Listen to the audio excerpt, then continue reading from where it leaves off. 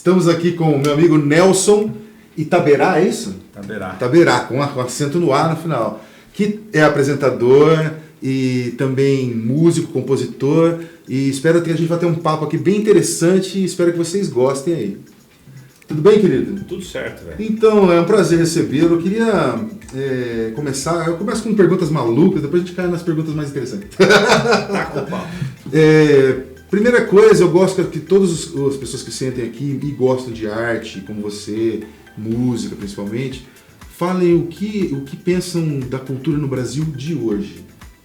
Como você define um pouco isso e o que está acontecendo nesse cenário?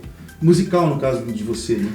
Então, eu estou muito triste, apreensivo, preocupado com o que eu vejo, tanto quanto jornalista como compositor, em relação aos espaços, a forma de disseminação da música, a forma como os governos estão lidando com os orçamentos cada vez mais engessados, não que não era antes, muito pior agora em relação à questão de cultura. E se precisar tirar entre o pão e o circo, eles tiram a questão cultural na base sem nenhuma dificuldade. Né? Os caras metem a caneta mesmo, cortam. Vou dar um dado. O programa, o PROAC, para quem procura músicos independentes que buscam na área gráfica, música, literatura, livro, ele vinha nos últimos anos repetindo um orçamento de 100 milhões de reais. Parece 100 milhões de reais. Mas não é pouco. O Estado de São Paulo, do ponto de vista de ICMS na distribuição, aí o governo não atualiza o valor e ainda mete a caneta no orçamento na hora que vai mexer, velho. Tira, né? E aí, para o mercado independente, fica muito difícil. Eu fico imaginando aqueles que estão lá no dia a dia da Matária mexendo só com a música e que tem a música não só como seu prato do dia a dia, no sentido cultural, que dependem e vivem da sobrevivem música, mesmo, né? Como eles estão lidando com isso. É muito complicado. Então, para não ficar só no setor público, também tem uma bronca minha em relação a alguns empresários, alguns no plural, para não ser injusto com ninguém, com espaços aqui da cidade, vamos falar da nossa aldeia, da nossa casa, que cobram o couvert e não repassam integralmente para o músico, velho. Isso é faturamento ilegal em cima da mão de obra que já é explorada. Eu Se o nome está dizendo couvert artístico, é para quem? Tem lugar aqui que tem uma rotatividade de 300, 400 pessoas, tem lugares de comida normalmente, que o cara vai pôr a música ao vivo, muito legal, tem um espaço lá, lugares arejados, bonitos, cobram o 10% do garçom com a economia, 3% de juros já é bastante. Pô, cobra o couvert, lança per capita o couvert e não repassa integral o músico. Isso é muito duro. É assim, né? Porque a cultura não está sendo valorizada, né? Sempre foi, na verdade. É uma cultura de não valorizar a cultura, não é isso? Muito bom. Eu queria que você falasse um pouquinho da sua trajetória jornalística dentro da TV pública, porque você já está há 20 anos, né, mais ou menos, nessa trajetória. Eu vim da parte mais jornalística, da música a gente fala depois. Eu vim para Bauru por causa da faculdade, fiz o Unesp, aí fui para o mercado privado, fiquei 27 anos no jornal, na redação do dia. Simultaneamente, 21 anos entre TV e jornal no dia a dia. Olha. E a TV pública, lá nos anos 90, não é que as pessoas não davam bola, as pessoas achavam que era mais um canal, que servia mais à estrutura pública e tal. Faltou enxergar, felizmente isso disseminou agora, de que quando você tem a estrutura pública, não a TV de concessão do poder executivo, mas da rede legislativa, por exemplo, a natureza dela ela tem muito de... Ela é heterogênea, isso que eu quero dizer. A natureza da TV pública é fazer um misto entre fiscalizar o poder público e cuidar da vida da cidade. Sim. Isso significa que você tem um braço gigantesco no meio para poder lidar, inclusive com a questão das coberturas culturais, onde couber, informações de saúde, cultura, economia, política, e de ter um olho lá dentro da Casa Legislativa. Às vezes as pessoas reclamam da qualidade do que se tem dentro do Parlamento, e eu costumo dizer o seguinte: olha, a gente trata a Casa Legislativa da forma como a representação popular colocou. É heterogêneo mesmo, tem o vereador de bairro, tem o vereador de segmento específico, tem o vereador eventualmente com uma outra estrutura de trajetória dele. É esse balanço entre diferentes vertentes que faz a riqueza do Poder Legislativo, como é lá fora, na rua com a gente. Então, compreender essa heterogeneidade, olha a palavra bonita, heterogeneidade, É interessante. E trabalhar na TV pública, por mais esquizofrênico que possa parecer, é muito mais leve do que trabalhar no setor comercial. Nada contra o setor comercial. Talvez o tipo de cobrança bem diferente também. É porque você, sendo, por exemplo, lá é concursado. Então, você tendo uma função concursada no setor público, você fica em cima da prerrogativa de atender o interesse público o tempo inteiro, você não pode fugir dela. Ela é a função, natureza da história. Mas ao contrário do que se possa imaginar também, você fica muito mais liberto, talvez seja a expressão. É muito legal fazer. Muito bom. Valeu. Gosto tanto que já estou lá muito bom. Vejam, é muito bom.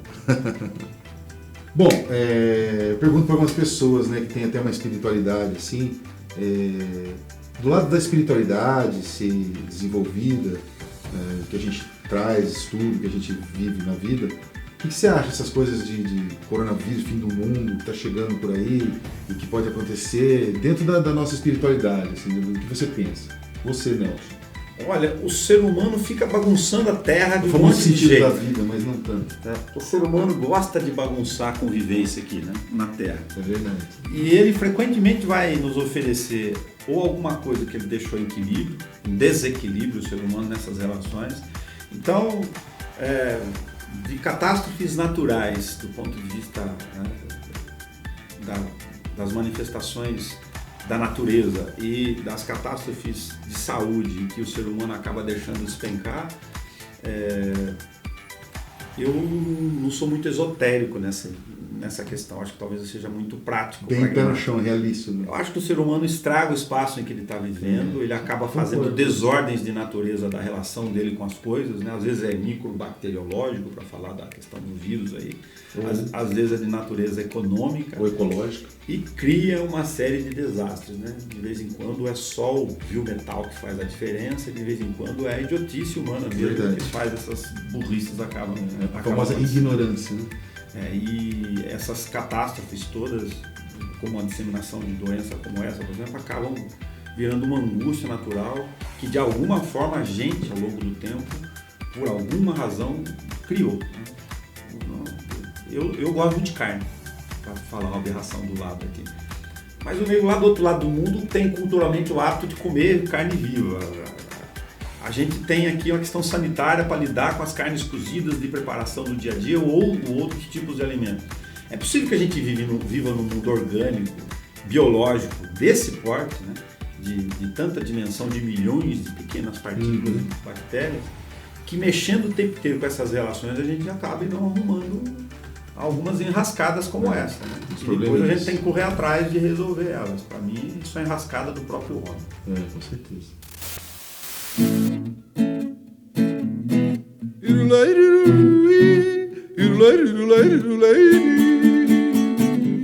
Dia em que te conheci fui mais feliz. Comi aquela paella que eu sempre quis. Me empanturrei completamente e fiquei ruim. O nosso jantar gostoso teve um fim. Se for sonho, me acorde. Não quero continuar, pois cagado ninguém sonha. Eu preciso me limpar. Comi muitos frutos do mar e fiquei passadão. Eu tava mal de verdade, daí soltei um punzão. Uma explosão de sedimentos que eu não pude acreditar. Ah, como é bom poder cagar. Que alívio, tô de boa, me caguei, mas tô em paz. Porque paella com cuscuz eu não como nunca mais. Comi muito fruto do mar, daí fiquei passadão. Eu tava mal de verdade, daí soltei um punzão. Uma explosão de sedimentos que eu não pude acreditar. Ah, como é bom poder cagar.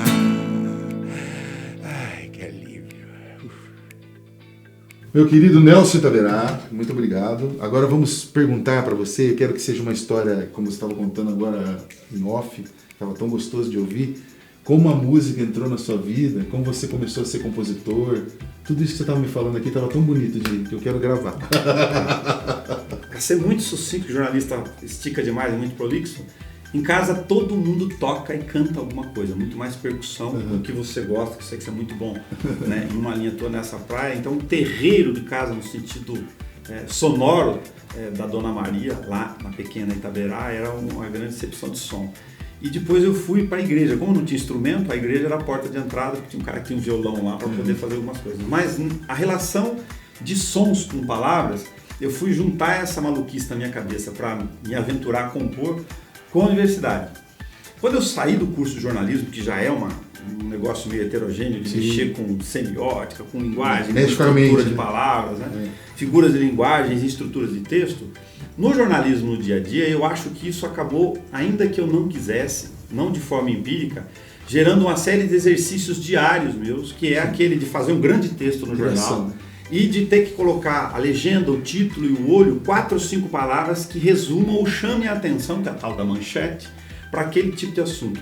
Esse exercício diário mental é uma associação de palavras, uma combinação natural de palavras que tem que ter algum sentido ou chamar alguma atenção.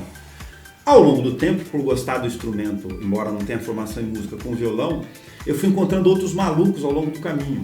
Até que eu encontrei um professor e depois um semiotista em São Paulo, José Roberto do Carmo Júnior, e ele, esse doido, deu um pataquá assim, de um material de umas 600 folhas, onde ele codificou a relação entre sílabas e notas musicais. Bom, aí o negócio pegou para mim. Eu falei, a construção de frases musicais, construção de tempos sonoros, um texto na letra de uma música, que é dividido em ritmos, em frações de tempos, de paradas, uma técnica toda...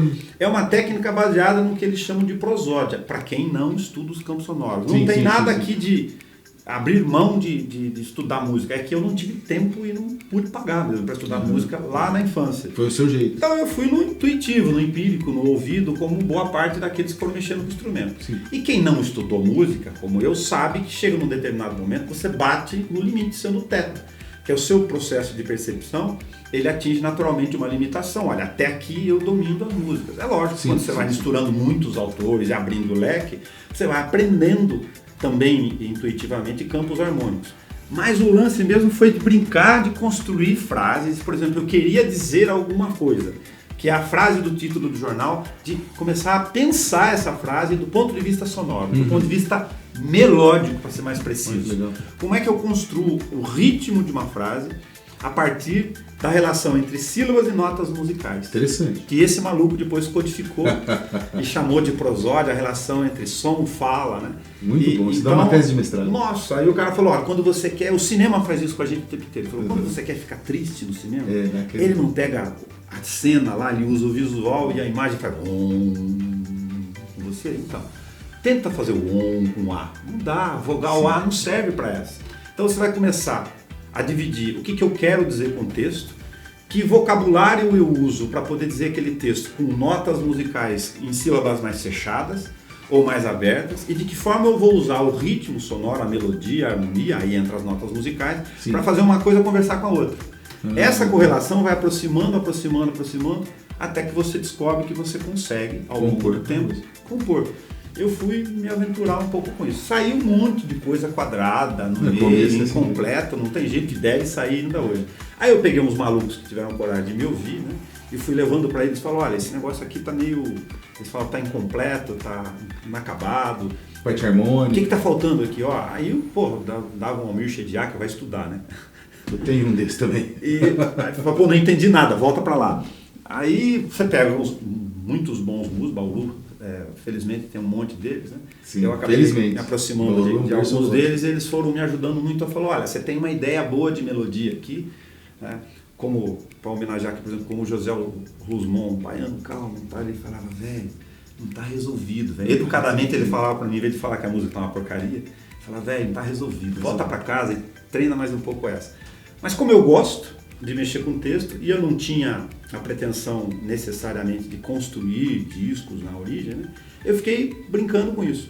Só que eu fui prático, eu fui codificando isso tudo num caderno, hoje são 3, e montando textos. Então eu não me preocupava, por exemplo, quando escrevia só um texto e não resolvia a melodia, na hora que pegava o violão no colo, e ficava me cobrando. Eu gravava o que tinha lá, voltava, ia, ouvia outras coisas, de repente surgia uma outra ideia, às vezes eu ia para um outro caminho. Até conseguir Eu compor a obra. mudava sem nenhuma cobrança.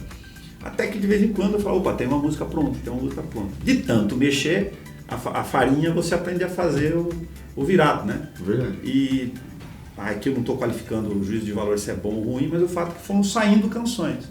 E o fato de eu mexer com literatura e jornalismo e o dia todo, durante muito tempo, é muito natural que isso vá gerando frases e frases e frases. Escrever texto, a rigor, para mim, não era um sacrifício. Né? Transformar textos em melodia para cair nessa bagunça entre letra e sonora, eu fui embora, velho. Fui embora. Maravilha. Fui compondo. Interessante, né? Você é o segundo jornalista que está aqui que também é ligado à música, como a Tânia Guerra teve aqui, né? Opa. Então é legal que tem várias pessoas assim, o Ricardo Bizarra, por exemplo, que também é guitarrista. Toca. E pessoas bauruenses que têm musicalidade e ainda esse lado jornalístico que é muito legal, né? Tem gente que foi fazer história, fez jornalismo, Luiz Paulo César Domingos, Luiz Paulo, né, que depois virou sim, roqueiro. sim. E cada um tem uma linguagem, mexe Então, e muito gosta. legal. Foi um Cara, faz prazer bem pra caramba. te ter aqui, meu querido Nelson Itaberá. E vocês não vão fugir daí, porque tem o quadro musical já. Vou tentar resumir. Eu fui no supermercado e tinha uma mulher vendendo flores e tinha uma frase lá, que na verdade era a ONG dela, metamorfose. Só que a cartolina ficou feita às pressas, ficou um espaço no meio entre a palavra meta e morfose.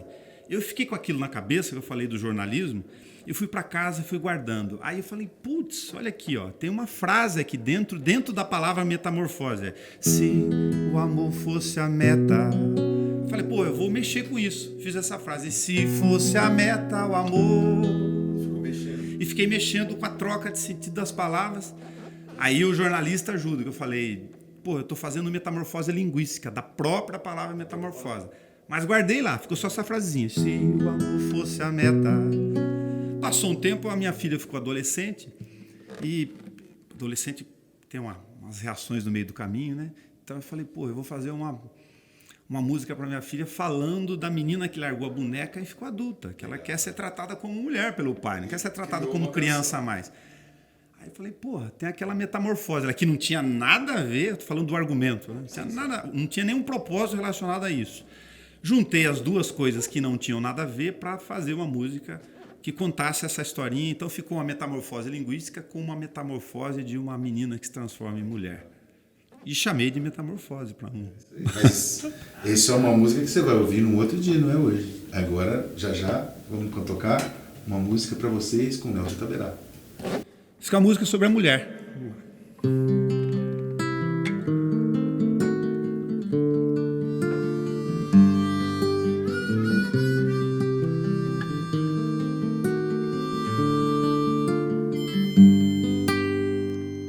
Franzina ajudava em casa, guardava medos. Quando eu era criança, minha mãe dizia: você tem que ser forte, sempre forte. Cresci com moleque, me bulinando na escola. Chorava e minha mãe dizia: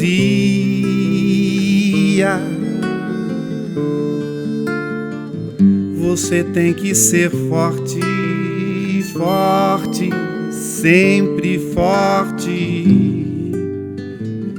Pobre trabalhava e estudava, sem reclamar, e mamãe repetia: você tem que ser forte e não contar com a sorte.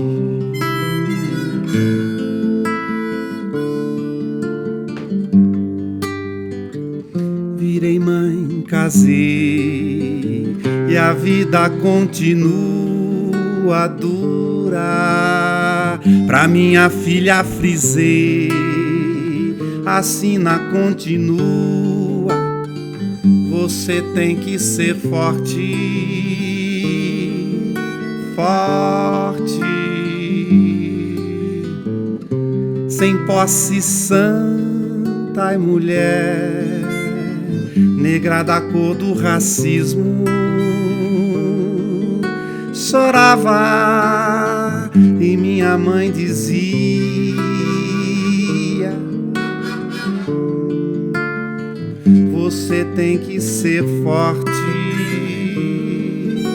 forte.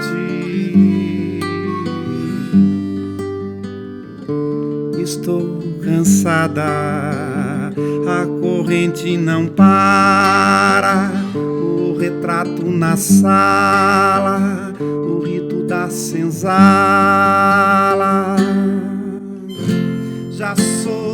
Já nasci forte, não levante o dedo, coiote.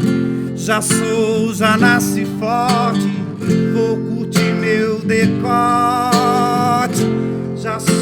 Já nasci forte, não levante o dedo, coiote. Já nasci forte, vou curtir meu decote. Já nasci forte, não é não me toque. O mundo é que entenda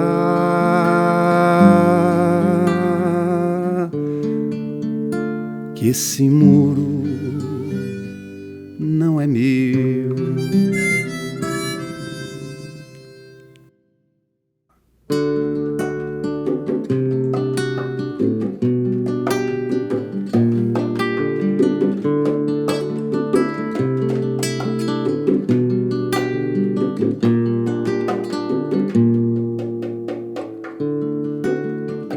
Eu já troquei de facão e sem ter medo do blefe, vai lá. Eu já joguei de botão, o 4 é zap só em Itaberá.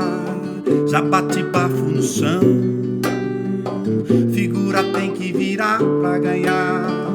Já dei muito bicudão, mas não chutei ninguém por trás pra pelar. Já fiz bugalha de arroz, mirar no meio da mão pra passar. Usei boquina na roça, fiz um virado de feijão pra aguentar. Eita,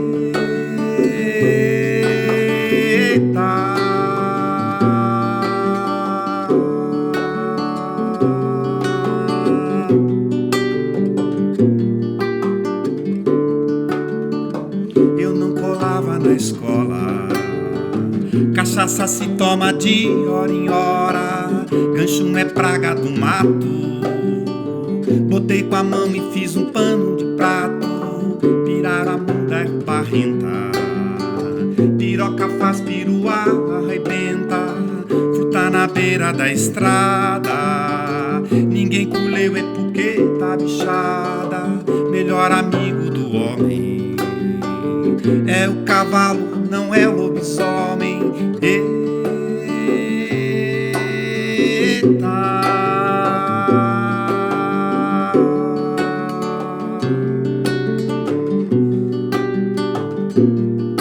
Sexta-feira, comieira lá na feira, de primeira caideira, saideira de comer a minha feira.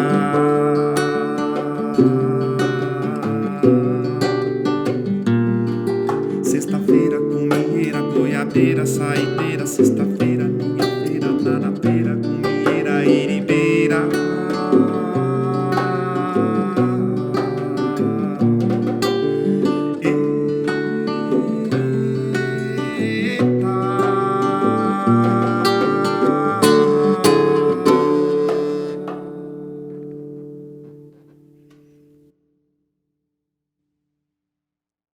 Ô, Nelson, valeu aí, obrigado aí. Como assim? Pô, a única chance que eu tenho de chegar aqui na frente desses trem aqui e falar o que eu quiser, você não vai deixar eu falar, velho. Lá é tudo marcadinho na televisão, tem que fazer o texto que os caras me dão lá. Porra, a única chance que eu tenho de chegar aqui e falar qualquer trem. Ele quer falar. Ele vai falar?